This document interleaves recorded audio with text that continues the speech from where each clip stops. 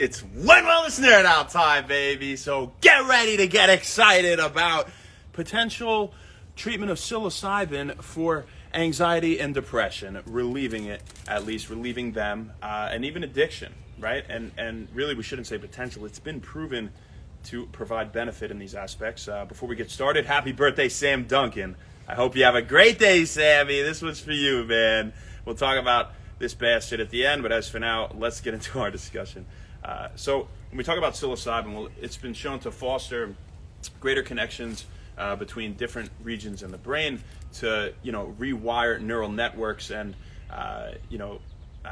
ones that have, been long held in patterns of rumination and excessive self-focus, right? And somebody really diving so deep into their thoughts and repetitive patterns, repetitive stressful patterns, right? And interestingly, more specifically in terms of this rewiring, psilocybin's been shown to reduce connections in a few different neural networks that are associated with depression. Again, we said it's useful for addiction as well. The research shows is psilocybin treatment, but we're going to focus on depression and anxiety today. So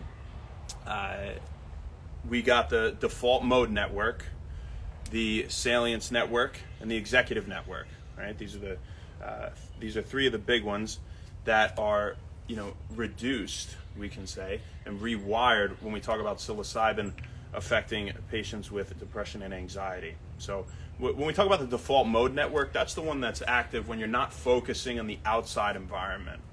All right, very, very subjective, very inside your own mind, right? And we can see how this wouldn't bode well for depression and anxiety, excessive stimulation of such a neural network where, the common mantra, we want to live presently, we want to live with what's around us, to be less stressed and anxious and just, deal with what's in front of us, right? Well, that's quite the opposite. So excessive stimulation of default mode network would obviously not be a good thing.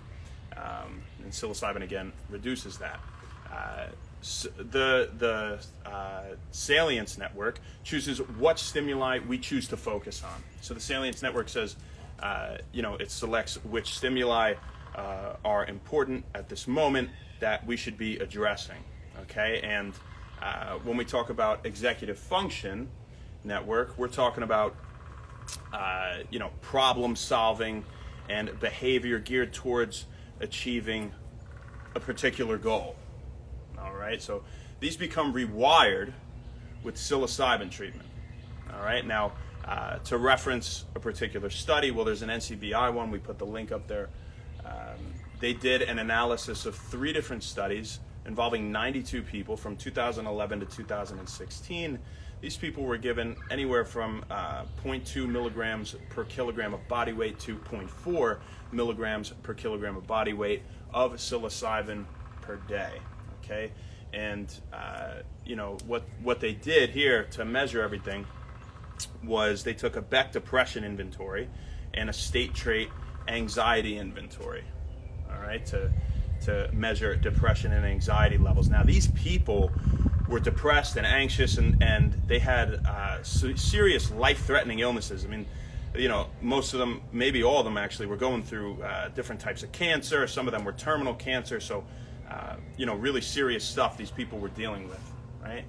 And, what they found after 38 to 189 days were statistically significant improved scores in the Beck depression inventory, okay?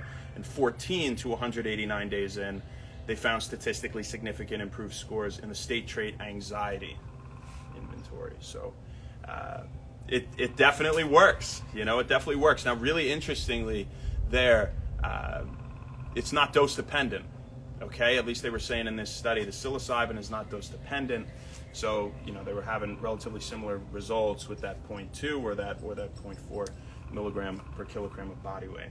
Right? It doesn't necessarily mean you need so much for it to have these beneficial effects on depression and anxiety. So that's what we got for you guys today. Before we go, happy birthday, Sammy Duncan! Happy birthday, dude! Oh my God, I can't believe it's your birthday again. You're gonna tell on me? We were in Florida a year ago, right? We were hanging out for this. You remember we were hanging out with those girls, and we were walking on that boardwalk, and I had to run away to do Wend Wellness a year ago today. And you know, it will be a year ago at like 11:59 p.m. because I just made it. You had my car keys. I was locked out. I had to go. We're walking around somewhere in Fort Myers. I had to go into a 7-Eleven because I couldn't get the backpack out of my car to do our backpack workout and buy gallon water jugs, and we did a workout with that. I didn't have the tripod, it was in my car, and I put it under the I just like rested the phone on something. I can't believe it was a year ago, man. That was a great time. We always have a great time. Every trip. Me and Sammy, we're the trip kings, man. We go to Florida. We've been to Florida a few times. We were in Daytona Beach when I had boards. You know, we were down in Fort Myers. We went out to Colorado, right? And, you know, I'm thankful to have you in my life, man. You're a great dude. Some people you meet, right away you just click with them. And Sam Duncan is one of those people. You know, when I first got into the clinic, I remember seeing you, and the first thing I saw was you were standing there and you were spinning that thing on your finger. You were spinning the clipboard. I was like, that's pretty good balance. He's got pretty good balance. He's probably got pretty good hands. He can do that. Proved to be true, you know. Second gen chiro and everything. But you know, that's your lifestyle. You know, that's one thing I love about you is, you know, you're a chiropractor. It's not just you're a chiropractor. You enjoy adjusting people. You like people. Enjoy seeing people get better.